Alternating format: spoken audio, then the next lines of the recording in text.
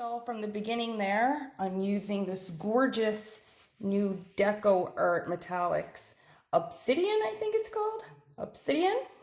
And it's very close in shade in terms of the iridescent graphite that I use by Liquitex. But I'm telling you right now, it is a new favorite. So I wanted to explain what I did here. So when I went in and added the white to kind of take out some areas, I also do that, 'cause I was thinking about that the other day, because I was thinking about cloud pours, that once you drip the paint back off it, it ends up pulling the paint down, and then you get this gorgeous little haze, okay? It's kind of what I'm calling it. And it's very similar to like what you get under the satin enamel naturally.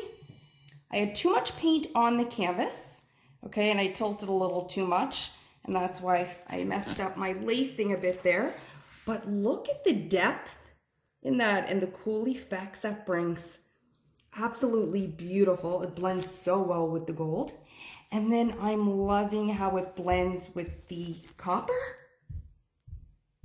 And again, I kind of overstretched a little bit because this was absolutely stunning. See a little bit better in the close-up.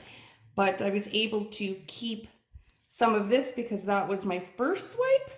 So that didn't move much. And gorgeous lacing. I do have Floetrol in my paint.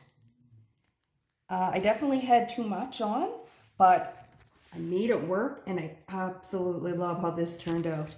As always, guys, thank you so much for watching. And until next time, I'll see you all in the next pour.